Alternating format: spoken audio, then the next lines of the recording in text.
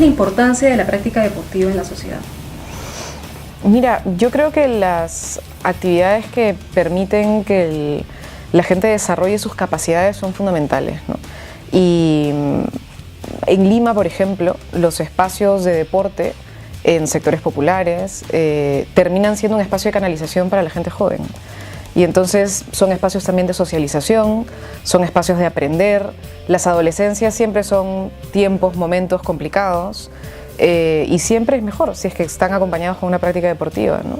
Y entonces te permite, por un lado, conocer otros espacios que no conocerías si es que no estuvieras en el deporte. Son el tipo de actividades que permiten que gente de distintos sectores económicos se encuentren en igualdades en muchos casos, con lo cual terminan siendo un espacio muy democratizador, porque te genera un piso común.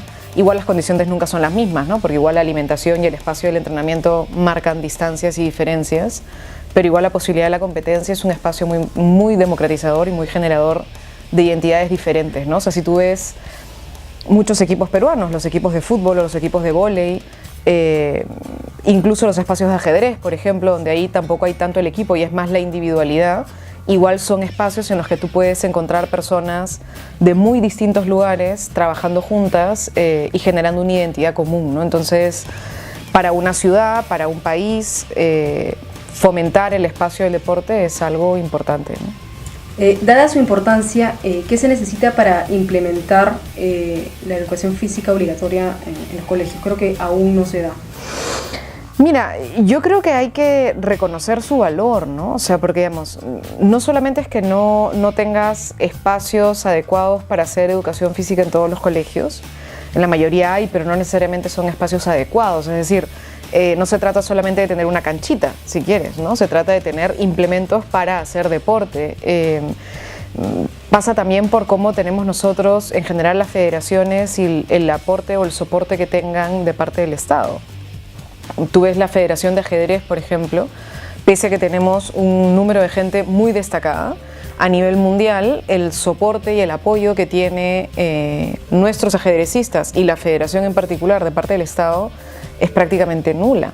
O natación, o básquet, sin perderte. Mi prima juega básquet, es parte de la selección nacional de básquet y es como, creo que les regalan el uniforme y esto es, ¿no? Digamos, ni siquiera es que tienen los implementos mínimos para poder representar al Perú. De hecho, si ellos son sub-17, si no me equivoco, o eran, bueno, por ahí. Cuando fueron a representar al Perú, toda la familia y los familiares de los distintos miembros del equipo tuvimos que hacer unas actividades económicas y cosas para que puedan ir. Entonces es decir, tú no tienes una política de fomento del deporte en general, ¿no? Entonces falta en el colegio, va avanzando en los colegios, pero no es suficiente. Necesita fomentar espacios de liga muy pequeños, necesita fomentar el espacio de competencia desde lo más, si quieres, más distrital, local, territorial, y luego el fomento nacional y luego hacia afuera, ¿no? Ojalá que los Juegos Panamericanos, que si no me equivoco son pronto en el Perú, en Lima en particular, sean una razón o una excusa por lo menos para que las distintas autoridades inviertan en infraestructura y además inviertan en posibilidad de generar espacios, tiempos para que la práctica del deporte se dé, ¿no? ¿De qué forma el deporte puede ayudar a erradicar la delincuencia en la sociedad? Mira, hay un proyecto que a mí me gusta mucho que se llama Alto Perú, que es en una zona popular de Chorrillos, en Lima Sur, al sur de la ciudad de Lima, donde en una zona pobre, en una zona conocida por su delincuencia, conocida por los problemas que suelen existir de inseguridad ciudadana, un conjunto de niños y un conjunto de adolescentes aprenden a correr olas, porque tienen el mar ahí, en Chorrillos, muy cerquita, y entonces un conjunto de gente ha ido potenciando y fomentando la práctica de este deporte. Junto con el surf han aprendido también Muay Thai, si no me equivoco es el nombre de esta especie de, en fin, como que de pelea, digamos, ¿no?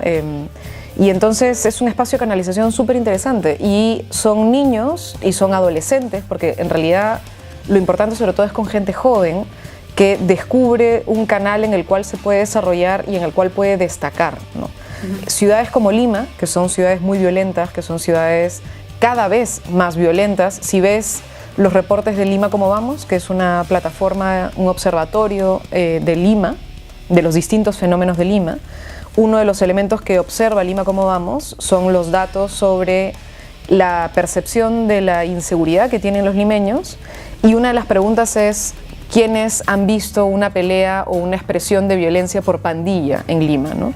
Y los datos son altísimos y se mantienen altos y cada vez van subiendo más, ¿no? Entonces, las pandillas no están reduciéndose, más bien están creciendo, y su expresión violenta en el espacio público es cada vez más legitimada, es decir, es más visible, y a pesar de que es más visible se mantiene, ¿no? Entonces, encontrar alternativas para que un joven sienta que tiene posibilidad de desarrollarse es fundamental.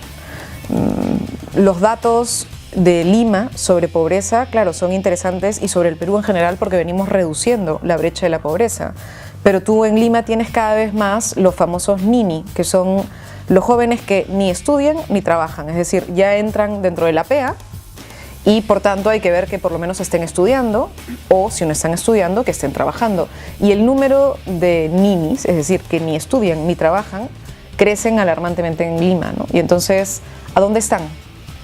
La gran mayoría de ellos están en pandillas, o están en actos ilegales, o están en actos vinculados a prácticas que pueden generar inseguridad, ¿no? Entonces, si por lo menos estuvieran en el deporte, o si esa fuera una manera de canalizar distintas cosas, canalizar rabia, porque hay rabia, porque también tú tienes mucha frustración, y el deporte también te permite botar mucha de la energía que tú tienes dentro, te permite también destacar, eso es súper importante, te permite competir, te permite entrar en un espacio democrático de socialización, y entonces es fundamental, ¿no? Por eso, sí, sinceramente creo que una de las cosas que ha hecho bien Susana Villarán son, por ejemplo, las escuelas en los parques zonales para deporte, ¿no? Y eso ha sido súper importante, desde box, karate, natación, más allá de los clásicos vóley y fútbol, digamos, ¿no?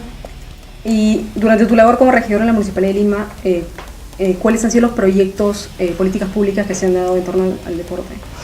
Mira, yo creo que lo más importante han sido las escuelas de deporte, ¿no? O sea, en fin, primero había una política simbólica de reconocimiento, y creo que eso es importante. Se han entregado muchos reconocimientos a distintas personas vinculadas al deporte en el país, de distintas edades, y creo que eso es importante, porque a veces es tan simple como que llega el equipo de atletismo nacional y de pronto el Consejo de Lima lo saluda, que termina siendo una cosa importante de reconocimiento, ¿no? Y luego lo que se ha hecho es, yo no sé si tú conoces, pero en la ciudad de Lima hay parques zonales en varios distritos, en distritos donde hay muy poco equipamiento urbano, es decir, donde hay muy pocas áreas verdes y donde hay prácticamente nada de equipamiento deportivo. Y en estos parques zonales se han hecho escuelas de deporte en el verano, y se están haciendo también escuelas de deporte en invierno, ¿no? Y se ha logrado, mira, yo no recuerdo la cifra exacta en este momento, pero la última vez que estuve con la gente de Por Lima, había por lo menos 15.000 niños que estaban siendo atendidos por parte del equipo de la Municipalidad de Lima en temas de deporte, ¿no?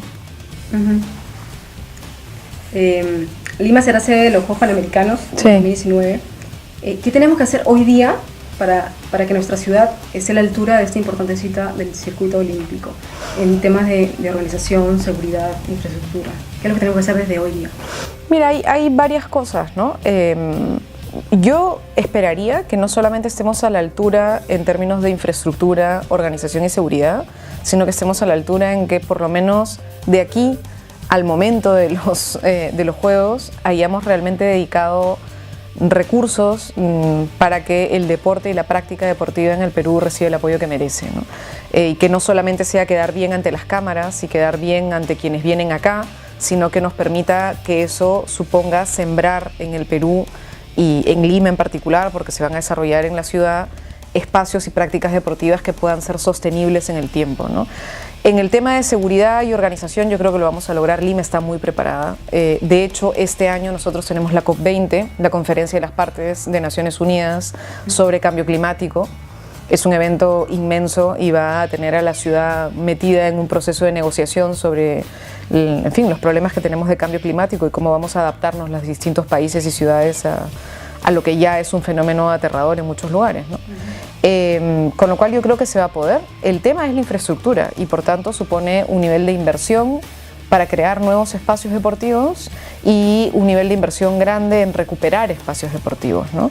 Y entonces, más allá de los clásicos espacios, la Videna, en fin, el Estadio Nacional, sería importante que en las distintas Limas, es decir, en Lima Sur, en Lima Este, en Lima Norte, donde existe espacio libre, separado para infraestructura deportiva, finalmente se construya.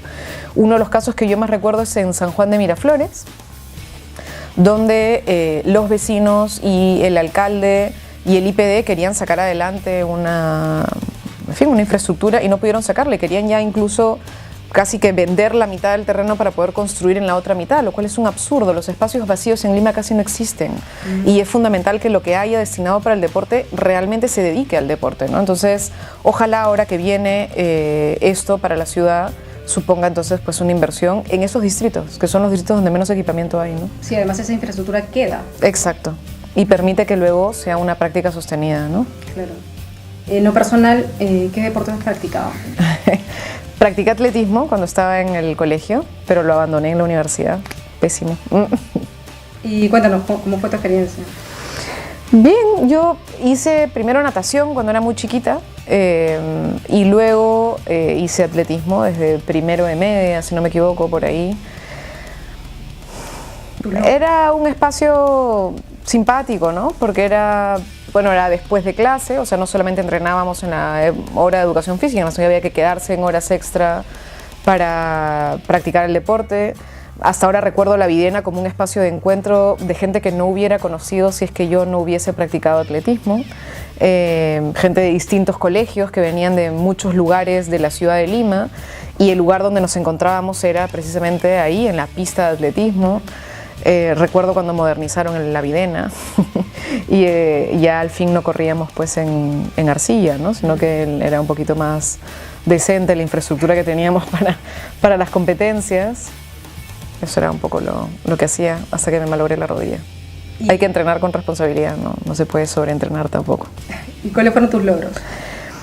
Pues mira, yo creo que la gran cantidad de amigos que tuve, porque en fin, sí, tengo algunas medallas de bronce, una de plata, pero en fin, nada muy especial, digamos. Pero sí recuerdo con mucho cariño a gente que conocí ahí, a gente que se dedicaba muchísimo, a los entrenadores, que era gente además que se preocupaba por la integralidad de uno, ¿no? No solamente por tu condición física, ¿no? Sino por tu condición emocional, psicológica, porque estuvieras preparado, porque entendieras lo que suponía una competencia, lo importante de competir sanamente y ganar limpiamente. Entonces creo que son cosas importantes, ¿no?